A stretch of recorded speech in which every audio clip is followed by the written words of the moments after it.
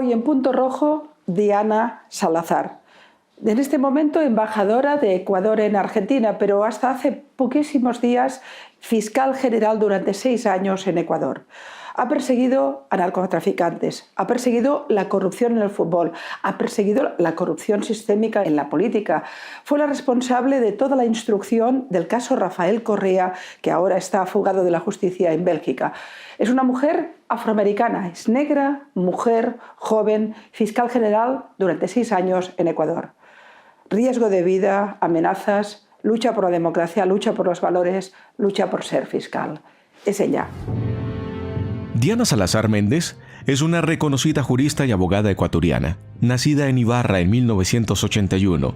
Desde el 21 de mayo de 2025 se desempeña como embajadora extraordinaria y plenipotenciaria de Ecuador en Argentina, tras ser designada por el presidente Daniel Noboa y recibir el respaldo de la Asamblea Nacional, que aceptó su renuncia como fiscal general del Estado ese mismo día. Salazar fue fiscal general del Estado desde abril de 2019 hasta mayo de 2025, liderando investigaciones de alto perfil y enfrentando casos emblemáticos de corrupción y crimen organizado en Ecuador. Su gestión se destacó por procesos judiciales contra figuras como los expresidentes Rafael Correa y Lenín Moreno, y por su papel en el caso FIFA Gate y el caso Sobornos, que llevó a la condena de Correa por cohecho. Su firmeza y exposición pública le valieron el apodo de la Dama de Hierro y la inclusión en la lista de las 100 personas más influyentes del mundo según la revista Time en 2024. Durante su gestión, Salazar fue reconocida por su lucha contra el crimen organizado y la corrupción, enfrentando amenazas de muerte y un entorno de alto riesgo, especialmente tras la ola de violencia que vivió Ecuador en 2024. Su trabajo fue valorado tanto a nivel nacional como internacional, aunque también generó controversias y críticas por parte de sectores políticos afectados por sus investigaciones. La designación de Diana Salazar como embajadora en Argentina marca una nueva etapa en su carrera, llevando su experiencia en justicia y transparencia al ámbito diplomático. El gobierno ecuatoriano ha destacado su compromiso con la institucionalidad y la justicia, confiando en que su labor contribuirá a fortalecer las relaciones bilaterales entre Ecuador y Argentina. Diana Salazar es hoy una de las figuras más influyentes de la justicia ecuatoriana y ahora representa a su país en uno de los destinos diplomáticos más importantes de Sudamérica. Su historia refleja la lucha por la legalidad y la búsqueda de justicia en un contexto desafiante para Ecuador. Diana Salazar, hoy en Punto Rojo.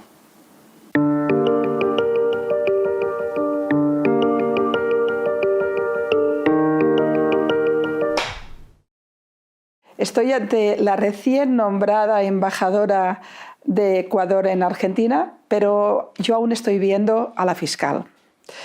Una mujer joven, enormemente joven para la trayectoria profesional que usted tiene, que forma parte de ese extraordinario hilo rojo de grandes mujeres que están surgiendo en Latinoamérica y que están marcando pautas y cambiando los parámetros. Usted es mi 4ª entrevista en este programa que empezamos en DirecTV, en The News.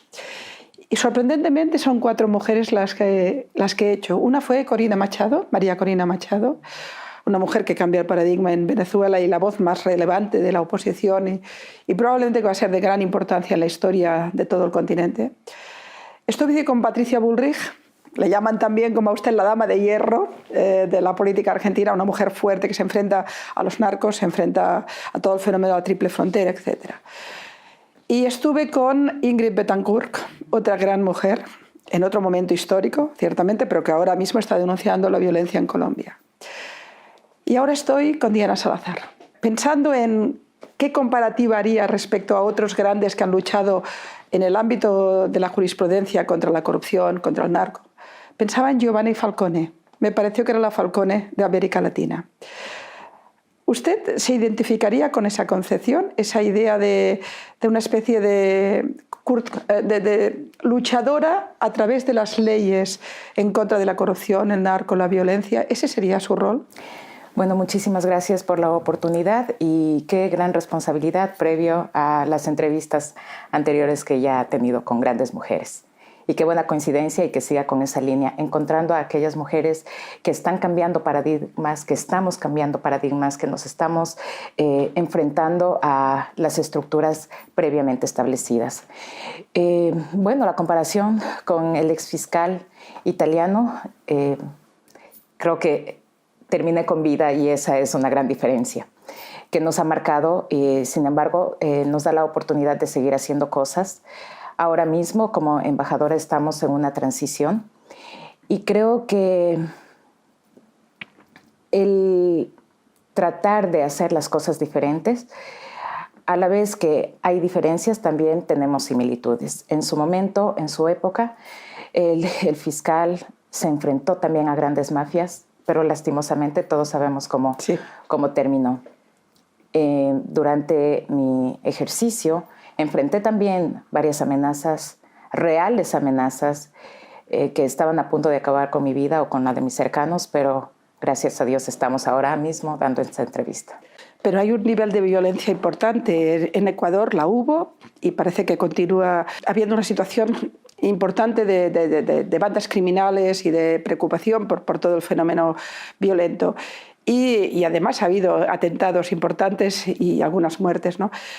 Cuando alguien tan joven, mujer afroamericana, usted tiene todas las componentes de la lucha por la igualdad, de la lucha por florecer en situaciones complejas, se enfrenta a casos tan importantes como, bien joven, la FIFA.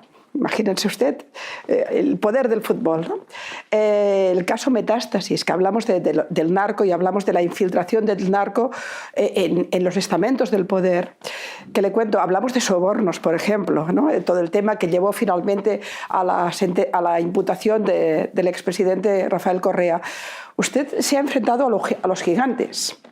¿Eso ha implicado que en algún momento realmente temiera por su vida?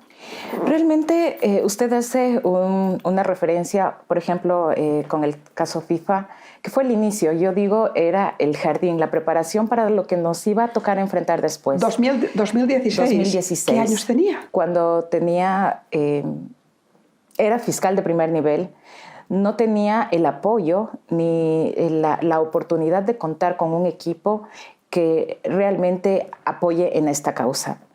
Ahora mismo estoy escribiendo mis notas y estoy recordando cómo fue ese caso y me parece que ese fue uno de los más difíciles que he tenido que enfrentar. ¿Por qué?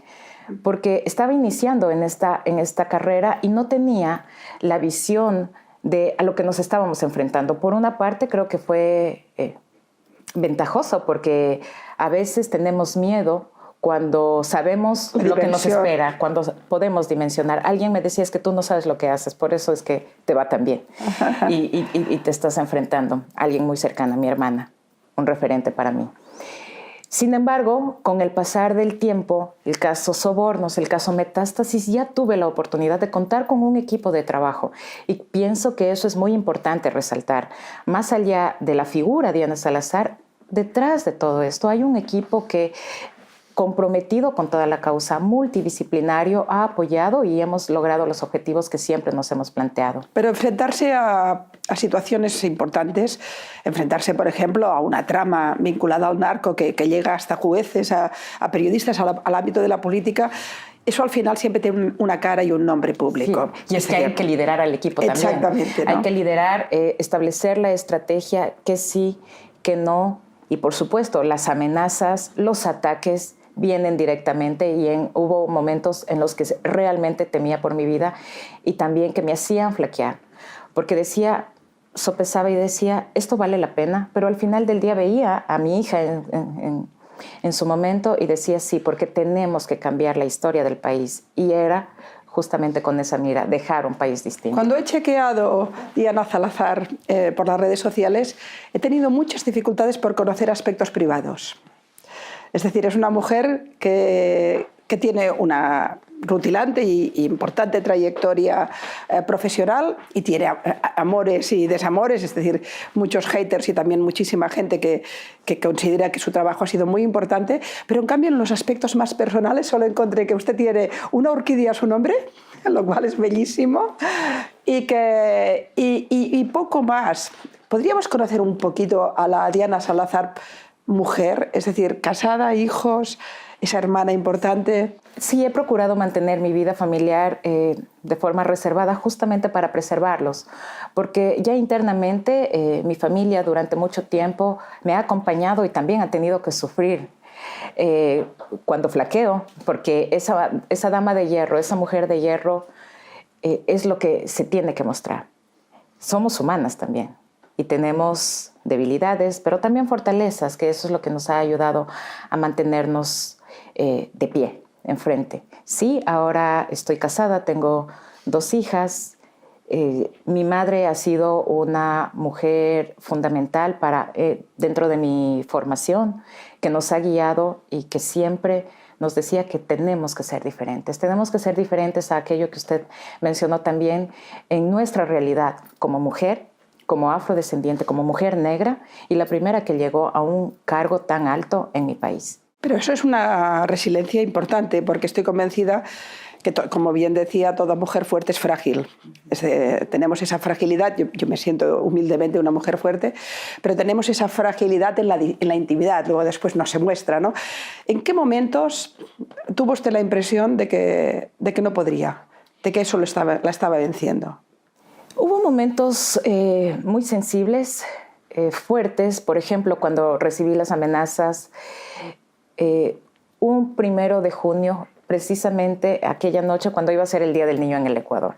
Y estaba junto a mi hija y esta persona que ahora está sentenciado ventajosamente decía que conocen dónde vivimos, qué tenemos. Entonces, cuando ya tocas lo más preciado que tienes, que es a tu familia, a los tuyos, ahí, como decía, es que nos detenemos a pensar y decimos, ¿vale la pena continuar con esto? Poner en riesgo una niña de 5 años que tuvo que acostumbrarse a trasladarse con chaleco antibalas, con vehículo blindado, a su escuela con personas que portaban armas largas.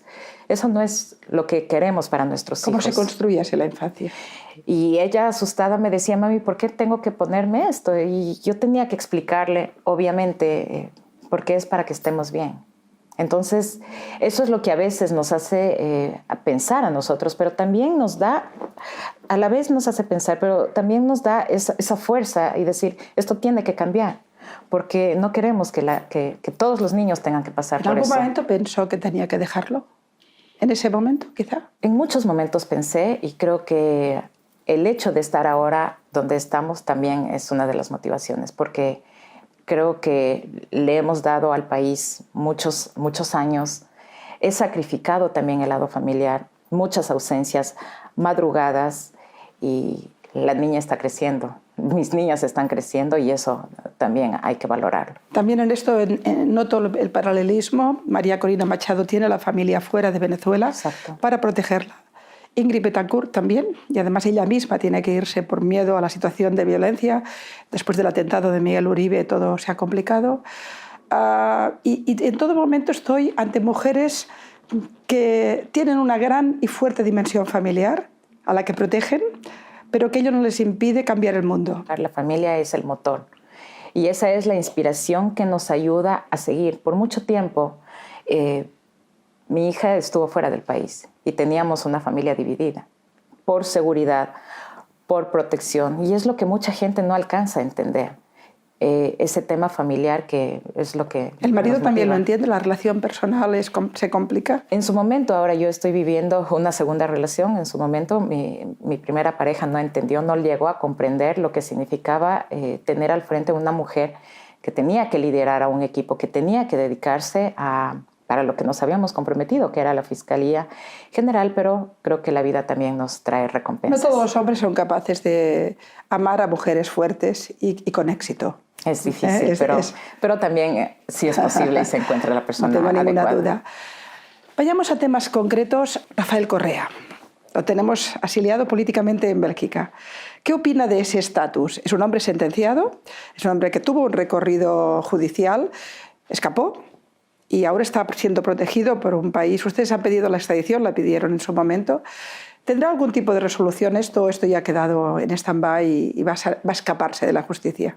Bueno, únicamente yo me puedo referir al trabajo que desde Fiscalía General se realizó y que es investigar adecuadamente, acopiar elementos de convicción que alcanzaron el valor de prueba en audiencias y que fueron valorados por jueces, no por 1, por 2 o por 3, sino por 10 jueces que llegaron a ratificar la responsabilidad del expresidente en este caso y que sobre él pesa una sentencia y que se encuentra en calidad de prófugo. ¿Qué es lo que nosotros llegamos a comprobar y que mucho se ha dicho mediáticamente? Es el influjo psíquico, son los cuadernos de Hello Kitty. No, son elementos que nosotros llegamos a establecer, por ejemplo, a través de testimonios de sus más cercanos colaboradores. Una ex asesora, funcionaria, me refiero a la señora Pamela Martínez, quien claramente refirió en testimonio, con prueba, bajo juramento, que él conocía perfectamente sobre el establecimiento de la trama de sobornos. Que o sea, en realidad el líder pidió que haga todo lo que Jorge le diga. Jorge refiriéndose al ex vicepresidente Jorge Glass. Entonces es distinto manejar ese discurso mediático, es el influjo psíquico que no... Pero otra es lo que se vive en las audiencias y que lastimosamente la gente no tiene la oportunidad de vivir, pero sí los jueces. Y por eso es que llegan a establecer esa responsabilidad. También se ha dicho por ocasiones el tema del cuaderno de Hello Kitty que fue redactado en un vuelo. Es falso. Son narrativas que se van estableciendo. Son más de 10 cuadernos que fueron presentados, incautados detrás de una chimenea, producto de un allanamiento. Entonces, no son agendas que la fiscal trató de hacer. Lo propio con aquellos $6,000 que se trata de subestimar y decir es que solamente fueron $6,000 y fueron devueltos, por supuesto. Pero esos $6,000 tuvieron como origen aquellos sobornos con conocimiento del ciudadano ahora En realidad sentenciado. Yo entendí que la sentencia lo que estaba implicando es que Rafael Correa era el ideólogo de todo un proceso de sobornos. Y es el autor intelectual. Exacto. Esta figura del influjo psíquico, que no es otra que la autoría intelectual, que el disponer a través de los autores materiales para que hagan el delito, para que realicen el hecho, el acto, es una figura que la establecieron los jueces para explicar doctrinariamente en la sentencia. Pero la fiscalía lo que le acusó fue por ser el autor intelectual. ¿Sabe que él se ha pasado la vida diciendo que esto era lawfare, que esto era utilización política de los jueces para anularlo políticamente? De hecho, ha sido el primero de los primeros que ha apoyado a Cristina Kirchner en la misma dirección que ella también dice que hay un lawfare en sus sentencias. ¿Usted tuvo la impresión de que, y de hecho él continúa haciendo política, convirtiéndose casi en víctima, pero en realidad usted se considera, o al menos lo parece, la autora indirecta del final político de Rafael Correa? Yo me considero la fiscal que lideró la investigación y que obtuvo los elementos y las evidencias que ocasionaron su sentencia. No somos ideólogos, no estamos aquí para perseguir políticamente, sino hemos perseguido hechos. Los actos que cometieron las personas, sin mirar si es un presidente de la República, si es un ex vicepresidente, si es un conductor. Nosotros investigamos hechos y esa fue mi labor. Pero es cierto que, de alguna forma, Ecuador estuvo al punto de caer en el eje bolivariano. Estuvo mimetizada claramente con todo el proceso que significa Venezuela, Nicaragua, etcétera, todo ese fenómeno.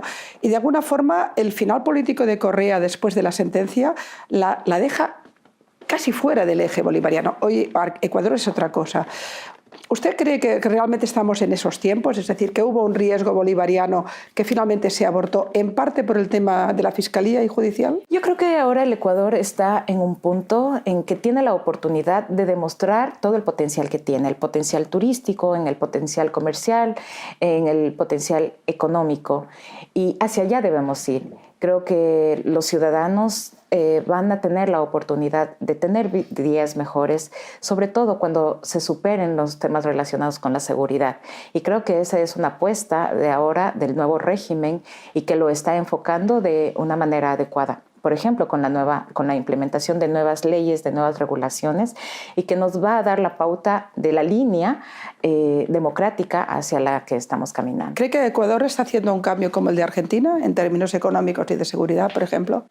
Quizás no se pueden realizar comparaciones porque las dinámicas sociales y económicas son distintas. Sin embargo, podría decir que el Ecuador está encaminando para una recuperación ya en lo económico y ojalá que también en el tema de seguridad, que logre dar confianza a los otros mercados internacionales para que le apuesten al Ecuador. Sin embargo, todos los indicadores que leo es que la violencia ha continuado y ha empeorado, en realidad en toda la región, pero de manera especial en Ecuador. Por eso me refería a que están dando los primeros pasos y que esperamos con las nuevas regulaciones para que la situación mejore. Además que hay que tomar en cuenta que los grupos criminales, los grupos violentos, aumentan su capacidad justamente cuando se ven en problemas.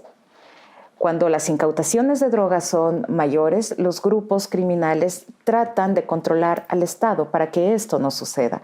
Entonces, este es como una respuesta precisamente a la lucha que está emprendiendo el Estado en contra de estos grupos criminales. Los grupos criminales son fundamentalmente vinculados al narco y para añadir más pregunta, ¿y están vinculados a todo el entramado narco que después está en toda la región? Es decir, ¿hablamos de grupos en Ecuador o de grupos transnacionales?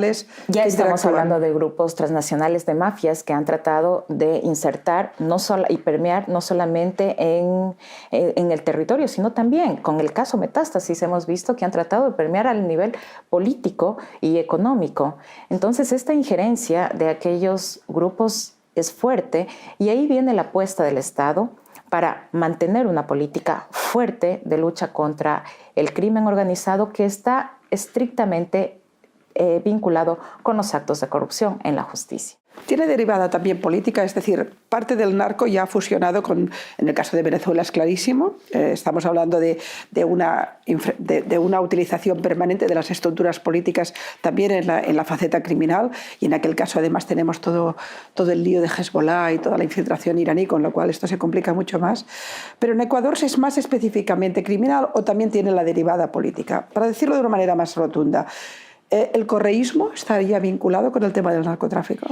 En las múltiples investigaciones, la Fiscalía llegó a demostrar la infiltración y la relación de varios políticos con los temas de narcotráfico. Por ejemplo, con el caso Metástasis, se pudo llegar a establecer la participación de ex legisladores haciendo actividades para apoyar al narcotráfico. Y de hecho, veía en noticias que hoy mismo se acaba de realizar un operativo, un allanamiento con un caso denominado narcotentáculos, porque también se llegó a establecer la infiltración de la política, del sistema de justicia con el narcotráfico. En un momento determinado intentaron hacerle un juicio político. Y emboscadas también. ¿Emboscadas? Emboscadas me refiero a llamados ante la Asamblea Nacional para tratar de confrontar a la fiscal con los prófugos de la justicia. ¿Por qué? Precisamente controlada a través de aquella agrupación y que ha estado relacionada con Era las la bancada investigaciones de Correa, en realidad, la que quería hacer de el Revolución juicio. Ciudadana. Exactamente. Eso implica que su época fiscal estuvo marcada ideológicamente en una línea más contraria a la revolución socialista y a todo el fenómeno Correa y más cercana a un planteamiento de democracia liberal que finalmente representa al presidente actual. Es decir, ¿usted aceptaría la acusación de que usted tiene una actitud ideológica a la hora de hacer de fiscal? No aceptaría porque no corresponde que un fiscal tenga una orientación ideológica, sino lo que corresponde y lo que marcó nuestra administración es establecer acusaciones con base a los elementos encontrados, sea de derecha, sea de izquierda, sea amarillo, verde, azul, de cualquier color, de cualquier bandera. De hecho, nosotros presentamos casos relacionados no solamente con la Revolución Ciudadana, sino con varias administraciones, porque eso es lo que no se entiende, que los casos, especialmente los que maneja el fiscal general, están relacionados con las altas dignidades. Entonces, quienes estuvieron en el poder durante 10 años fueron personas de cierta agrupación política. Es lógico que sean ellos los que tuvieron el manejo y entonces quienes cayeron en estos manejos ilícitos que devienen en un procesamiento. Ahora, si el poder cambia, es lógico que en un futuro quizá haya que investigar también a otros temas. O sea, la Daniela Salazar del momento actual investigaría a Noboa si hiciera falta. Es que se investigó a todas las facciones. Por ejemplo, en el caso relacionado Encuentro, que involucró al cuñado del expresidente Guillermo Lasso, que no tiene nada que ver con el correísmo. Aún incluso en el caso INA Papers, que lo denominaba el correísmo y que nosotros lo renombramos, que se llama el caso Sinohidro, porque abarcó una estructura aún más amplia de aquella que era denunciada por el correísmo y que involucró al expresidente Lenín Moreno. Entonces no pueden decir que la fiscal Diana Salazar se dedicó a perseguir únicamente al correísmo, sino que se dedicó a investigar todos los casos que llegaban a su conocimiento. Hizo de fiscal.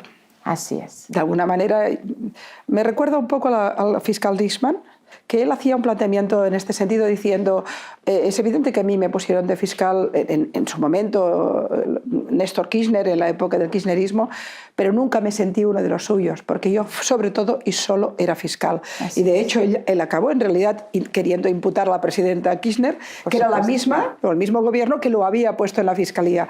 Este fenómeno de los fiscales justicieros, en el buen sentido, no en el sentido, digamos, más legal del término, que intentan elevar la profesión a la categoría de equilibrio de poder en la democracia, porque cuando la justicia no funciona en una democracia estamos en otro nivel, estamos en otro régimen.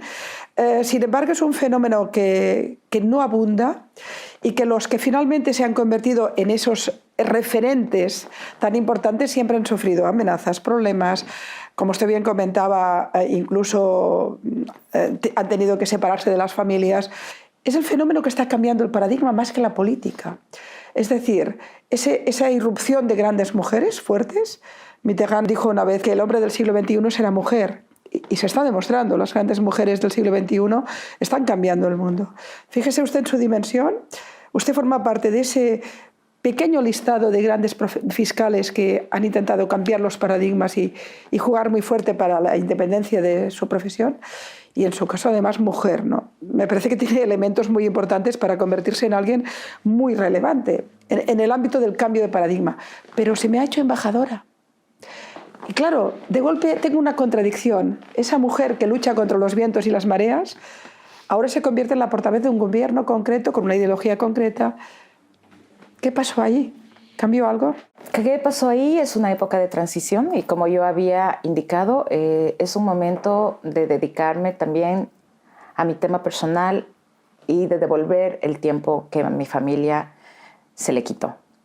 Entonces eso es lo que nos puso a nosotros a pensar y usted ha hecho un enfoque muy importante. El fiscal Nisman, el fiscal Pecci, y todos no salieron con vida. Y creo que tampoco el Estado, en mi caso particular, me refiero al del Ecuador, el Ecuador no cuenta con las garantías suficientes para precautelar la integridad de las personas cuando ya dejaron de hacer la actividad.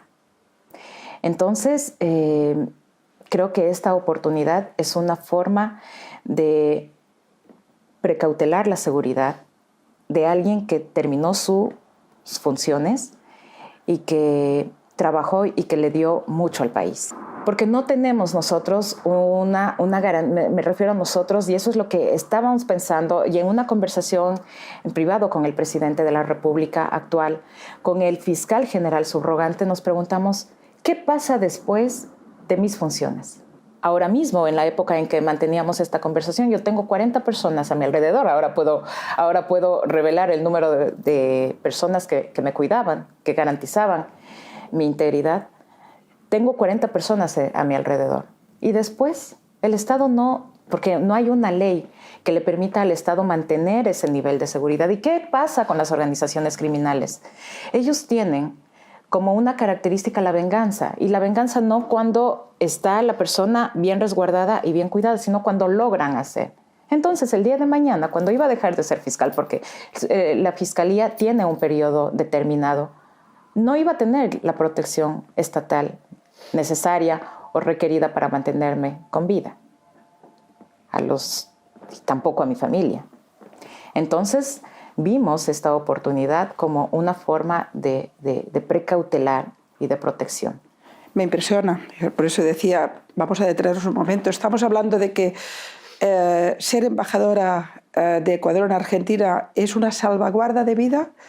Es decir, estaba tan cerca el riesgo de poder sufrir un atentado cuando dejaba la fiscalía que de alguna forma el gobierno de Ecuador la ha protegido enviándola de embajadora. Esa es una de las razones que nos impulsó y que el presidente de la República, con absoluta sensibilidad, comprendió que necesitaba buscar una manera de proteger a quien ha entregado tanto por el país. Y esa es la manera y la razón por la que estamos nosotros ahora mismo. Entonces, ¿cómo se plantea el futuro? Porque habrá un momento en que dejará de ser embajadora. Que esto no es eterno, como nada en la vida es eterno, pero como yo había dicho, estamos en una transición. Gana tiempo. Ganamos tiempo y que nos permita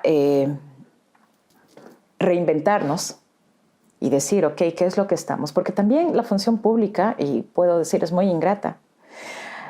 Mientras estás, todo bien, y mientras estás realizando el trabajo, pero también nos olvidamos. Nos olvidamos de las personas. ¿Qué habrá pasado, por ejemplo, con ciertas personas, con ciertos referentes que se enfrentaron en su momento a temas muy complejos? Yo me preguntaba el día de hoy por algo, ¿qué habrá pasado con la ex fiscal general Thelma Aldana, por ejemplo? ¿Qué es de su vida? ¿Dónde está? ¿Perseguida? ¿Con una orden de prisión? Quizá solicitando un asilo. ¿Pero qué significa tener un asilo en otro país? Cuando pienso que su propio país debería generar y dar garantías para aquellas personas que se están enfrentando verdaderamente al crimen. Y creo que este puede ser también un llamado para los otros países, para la comunidad internacional. Si ustedes han indicado que hay mujeres que estamos cambiando el mundo, que estamos enfrentándonos a paradigmas, debemos entregar garantías para que se pueda realizar el trabajo con tranquilidad y saber que el día de mañana te vas a poder retirar tranquilamente, porque además el servicio público no es una empresa que genera ingentes cantidades de dinero. El servidor público no está para hacerse millonario ni hacerse rico. Entonces tiene que volver a trabajar, tiene que volver a hacer. En el país, por ejemplo, Diana Salazar no puede ejercer la profesión. No puedo ir a los tribunales y yo sé, en primer lugar, por un tema ético. Yo no podría defender lo que siempre he perseguido. Por ejemplo, no podría defender corrupción, no podría defender narcotráfico. Y caminar por las calles ante las cortes, desprovista de toda la protección, me es imposible. No tengo la capacidad económica para contratar seguridad privada y que me mantengan con vida en el país. Pero fíjese que está de alguna forma retratando la vulnerabilidad de las democracias ante las grandes mafias y las grandes redes criminales. Porque primero, para que alguien se enfrente al narcotráfico, como es su caso, por ejemplo, que quizás es el tema más... y a la corrupción política también, pero que siempre están vinculados. Primero, se sabe que se enfrenta a poderes muy superiores a veces al propio Estado. Segundo, al final son gente que se quedan desnudos ante el riesgo. Claro. Tienen estados vulnerables que no son capaces de protegerlos o solo momentáneamente. Claro, el mensaje que enviamos es que al final tienen las de ganar siempre, que excepto algunos casos donde deciden enfrentarse contra viento y marea todo, el resto acaban, de ahí que la corrupción sea tan fácil, porque acaban rendiéndose. Y por eso es que muchas personas decían, ¿para qué? ¿Para qué tanta exposición? No te arriesgues tanto, porque ¿Eso era la familia? ¿La familia? Cierto lado de la familia, mi familia ampliada se podría decir, no mi madre que siempre me ha apoyado, no mis hermanos, pero otras personas me decían, ya basta, ¿hasta cuándo? Esa era la pregunta, ¿hasta dónde vas a llegar? ¿Y qué la movía para jugarse la vida así? Para habérsela jugado. El amor por mi país, el amor por hacer las cosas correctas, el no permitir que los malos, se podría decir, se salga con la de ellos, porque creo firmemente en que las cosas pueden cambiar, en que aquellos niños tienen el derecho a vivir en paz. y a tener lo que se merecen. Cada vez que le he preguntado a alguna de estas grandes mujeres que comentábamos antes, esa misma pregunta, ¿qué te mueve? ¿Qué os mueve? En todos los casos siempre es gente que es consciente, que toma un riesgo, pero lo toma a pesar de todo y se mantiene, ¿no? Y cada vez que le he preguntado por qué, me ha dicho todo el mundo exactamente la misma frase: por amor a mi país. En el fondo es un concepto patrio. No me dicen amor a la democracia, me dicen amor al país. Entiendo que también ayudarlo democráticamente es una forma de amar el país. Esta mujer, que tan joven se enfrenta al presidente de la Federación de Fútbol de su país y después va escalando en posiciones de lucha y de riesgo, y ahora está en un momento de calma en la embajada, es muy joven, tiene mucho recorrido. ¿Se plantea, por tanto, que en una tercera etapa de su vida entrar en la política? Yo creo que cada uno puede hacer algo por su país en su propio ámbito, no necesariamente en estos lugares de poder, de presidencias o cuestiones, sino desde su propia área, con un granito de arena. Hoy, por ejemplo, desde acá, desde la embajada, yo me he planteado varios objetivos, y que es el tratar de posicionar a mi país, que lo amo tanto, como un referente para que lleguen las inversiones, para que la gente lo visite, porque debemos mostrar esa cara positiva del país y que hay mucho que explotarlo. Entonces, no necesariamente teniendo cierto lugar podemos hacer algo por el país, sino siempre desde donde nosotros nos encontremos. Y ahora, como estamos hacia el final, me gustaría conocer un poco más a la persona. Una pregunta que parece tonta, pero que me parece interesante. ¿Es creyente? Absolutamente. De hecho, cuando usted me decía que la mantiene en pie, es la fe. Es la fe, y yo me siento una mujer muy amada por Dios. Porque Él ha visto en mí a una persona que puede hacer grandes cosas y que siempre me ha estado acompañando. E insisto, el haberme mantenido con vida durante todo el tiempo es solamente obra de un milagro. Un milagro que se lo realizó a través de las personas que cuidaron de mi seguridad, de aquellos escapes que tuvimos. Esos 40 que estaban... De aquellos 40 que también tenían un líder, de aquellos casos en los que llegaba la información cuando ya estaban las personas arribando al país para causar daño. Pequeños milagros. El mismo tema de la federación, y también le cuento, ya en algo muy personal, yo soy muy devota de la Virgen que desata nudos, y quizá esa es la razón por la que desata nudos, desatadora de nudos. Y mi devoción surgió en el 2016, a raíz de la investigación en el caso FIFA, porque yo lo veía como algo muy grande. Usted dijo, una fiscal que se enfrentó al poderoso de la Federación Ecuatoriana de Fútbol, a una de las personas más poderosas del país, porque en ese entonces, sí, además, el ingeniero Chiriboga tenía mucha popularidad, era muy aceptado, y vernos hasta acá. Entonces le ofrecí ese caso a la Virgen. Le ofrecí ese caso a la Virgen. A ver, la fiscal, bueno, Raquel no era fiscal general, pero la fiscal que lucha contra la corrupción en el fútbol le ofrece el caso a la Virgen. ¿Cómo se hace eso? Y la Virgen me ayuda a desatar todo ese entramado de corrupción y llegar a obtener ¿Es un proceso psicológico, un proceso de fe? Es un proceso de fe.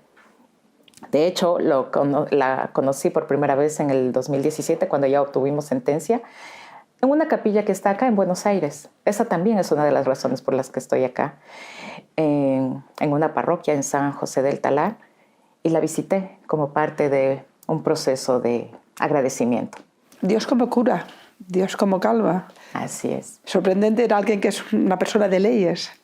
Pero también ahí está quizá la razón de toda esa fortaleza y de toda esa fuerza que me mantuvo consciente en los momentos de debilidad, que me ayudaba a levantarme nuevamente y de continuar y de seguir.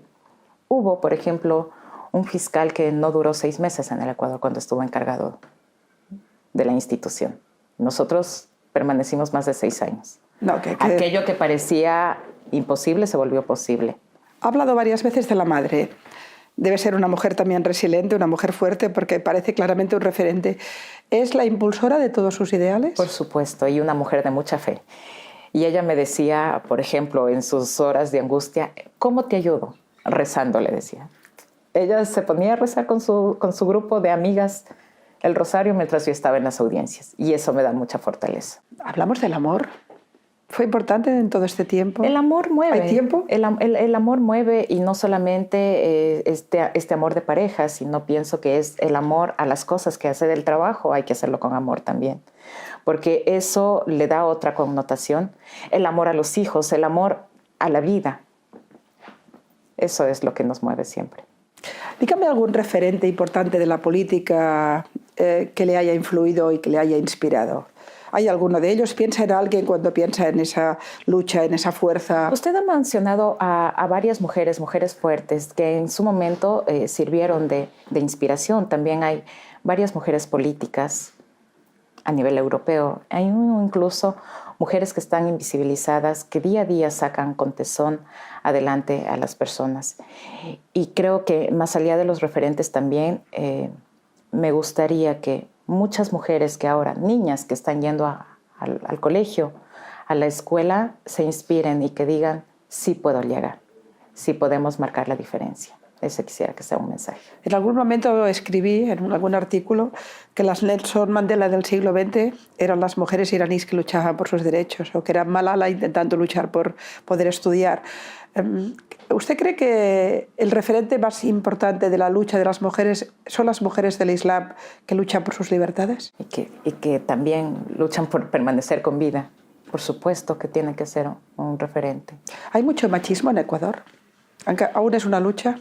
Es una lucha, ahí se ha podido avanzar. Debemos tener conciencia de que ese factor influyó mucho, por ejemplo, en la violencia, en el nivel de confrontación y de ataque que sufría a diario a través de las redes sociales, porque al hombre no se le critica, por ejemplo, por su condición o por si es gordo, si es alto, si tiene canas o si viste bien o mal.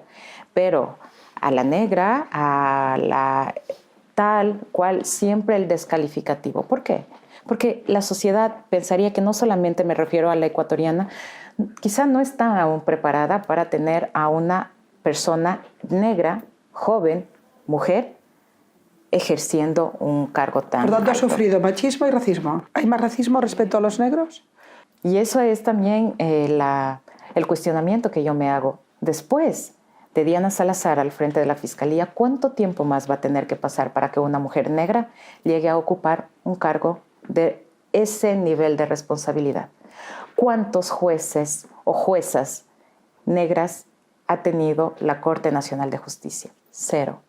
Por eso supongo que usted forma parte de las 100 mujeres influyentes que el Time de vez en cuando va mostrando, porque realmente estábamos hablando de una ruptura de los diferentes paradigmas, lo representa todo. Y que eso es lo que les ha dolido tanto a las grandes estructuras, y es precisamente sorprendente, porque es hasta contradictorio. Aquellos que se dicen luchadores de la igualdad, cuando tuvieron la oportunidad de incorporar a estas minorías en sus planes de gobierno y entregar también la posibilidad de estar en espacios de decisión, no lo hicieron. Los reducen a qué. Y no es que yo estoy diciendo que no es importante o algo, pero ¿por qué, por ejemplo, en aquel gobierno que usted tanto lo menciona, del expresidente Correa, ahora prófugo de la justicia, no tuvo un ministro del Interior? Tuvo todos los poderes, Fiscalía General, Corte Nacional de Justicia. ¿Cuántos negros estuvieron ahí, entregándoles el poder? No, porque los reducía a cargos de no mucha influencia o que no tengan mucha injerencia. Ok, le vamos a dar un Ministerio de Cultura. A la Secretaría de Pueblos nada más. E incluso esto me recuerda cuando yo quise ser fiscal de primer nivel por primera ocasión, y el ex fiscal general de ese entonces, cuyo nombre me voy a reservar, dijo, si la negra quiere ser fiscal, que se vaya a San Lorenzo. San Lorenzo es una población que se encuentra al norte del país y que en su mayoría tiene afrodescendientes. Entonces, los negros para los negros, no. La negra en Quito, donde fui la primera mujer afro. Bueno, ese es el clásico. Usted no era una profesional brillante, era negra. Exactamente. No era una profesional brillante, era mujer. Siempre me tocó demostrar el doble o el triple de que tenía la capacidad y de que lo podía hacer. Y lo hice. Bueno, piense que todas las mujeres que han sido relevantes, y en el siglo XX que le cuento, Recuerdo que de Golda Meir decían hay que mirar bajo la falda, porque no podía ser que una mujer fuerte, digamos, fuera mujer, ¿no? Eso forma parte del clásico. Diana, vamos a acabar, pero quisiera acabar con una perspectiva más profunda. Yo, de toda la entrevista, he ido notando dolor. Dolor por esa mujer que ha tenido desde muy joven que luchar por sus convicciones, que ha tenido desde siempre que luchar contra los elementos, negra, mujer, joven, profesional, fiscalía, y fatiga. De estos años últimos tan intensos que ha vivido, rodeada de 40 guardaespaldas y pensando en su hija de 5 años que tenía que llevar una armilla, aparte del éxito profesional, como persona ha sacado eso, dolor y cansancio. No necesariamente, también satisfacción del deber cumplido, de que tenemos la capacidad de hacer, de que lo hemos logrado y de que hemos superado barreras, hemos roto un techo de cristal y creo que esa es la satisfacción que me queda. Así que no todo es dolor. Sí, se tiene que contar, porque para entender e incluso profundizar un poquito hay que ver qué es lo que tuvimos que pasar, pero no podemos nosotros dejar de notar o dejar de ver la satisfacción. Como digo, creo que dejamos un país mejor, una institución posicionada que ha sido reconocida no solamente a nivel nacional, sino a nivel internacional. Hemos recuperado la confianza de la ciudadanía en sus fiscales, en su fiscalía. No todo está hecho, por supuesto, hay muchas cosas por hacer, por perfeccionar, pero creo que lo hemos entregado todo y esa es la satisfacción que me queda. Dentro de unos años, cuando ya no sea embajadora, volveré a preguntarle si quiere ser presidenta y veremos qué pasa. Vamos a ver qué es lo que sucede más adelante, pero ahora no. Gracias, embajadora. Gracias a usted.